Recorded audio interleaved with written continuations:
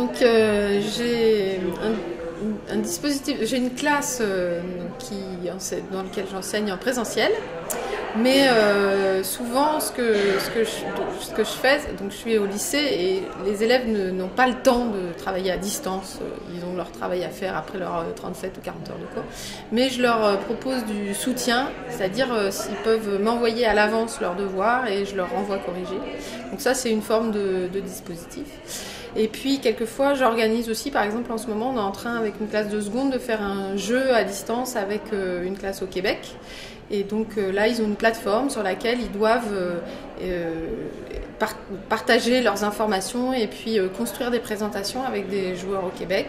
Ils peuvent aussi interroger des experts qui sont leurs profs puis qui sont des personnes à l'extérieur, donc ça permet d'ouvrir la classe. Voilà, ça c'est des exemples. Ce qui fonctionne le mieux, c'est le soutien, je trouve. Enfin, pour l'instant, heureusement, il y a quelques élèves sur les 34 ou 35 que j'ai qui répondent, mais c'est très efficace. C'est-à-dire, en fait, dans le secondaire, on forme essentiellement à l'examen. En tout cas, en terminale, c'est le cas et ça va le devenir en seconde aussi, parce que le bac est avancé d'une année dans ma discipline. Mais donc les élèves ont beaucoup de mal à s'approprier des techniques qui sont des techniques pour le bac et qui n'ont pas d'autres implications à l'extérieur.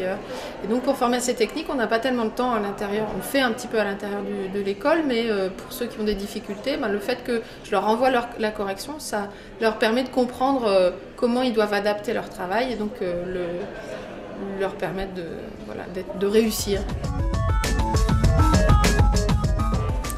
De la méthodologie. Je crois que plus largement, c'est difficile de répondre à vos questions parce que j'ai pas un dispositif de classe, j'en ai plein. Avec une même classe, j'ai plein de dispositifs.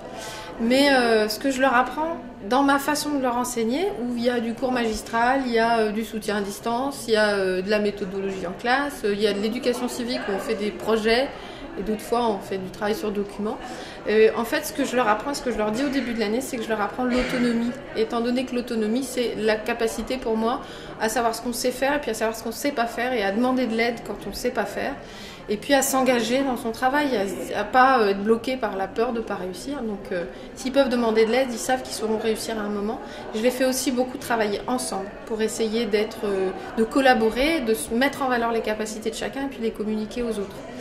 Et donc c'est ça que je leur apprends et je pense que c'est assez efficace.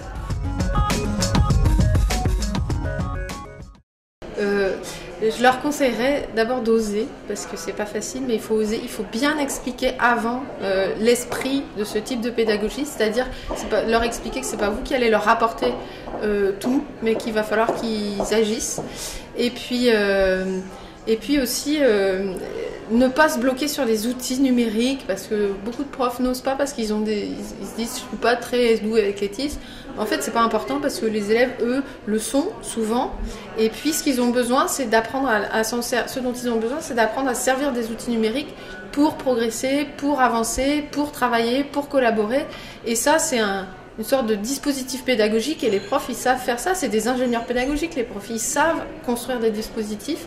Les techniques, ils vont apprendre avec leurs élèves. Super.